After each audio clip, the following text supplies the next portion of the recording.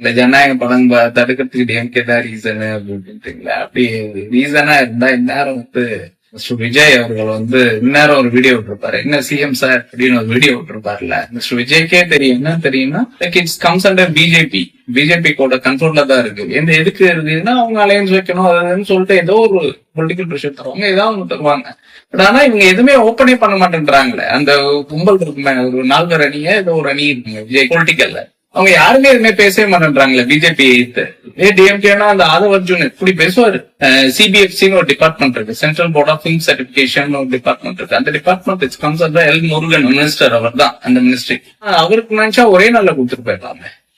இது ஒரு பெரிய டீலே இல்லையே, மேஜரான ஒரு இதே இல்லையே. எடப்பாடி இருக்காருல, எடப்பாடி எல்முருகன் அமித்ஷாட்டையும் பேசி உடனே இஷ்யூ பண்ணுங்கன்னா கொடுக்க போறாங்க. இதுல என்ன பெரிய ஒரு இதே இல்லையே. இதுக்கும் டிஎம்கேக்கு சம்பந்தமே இல்லை. எல்லாம் படிச்சவங்களுக்கு, மோஸ்ட்லி எல்லா லிட்டரேட் பீப்புளுக்கு, நிறைய பேருக்கு, ஈவன் விஜய் ஃபேன்ஸ்க்கே இது நிறையவே தெரியும். DMK is nothing to do with this.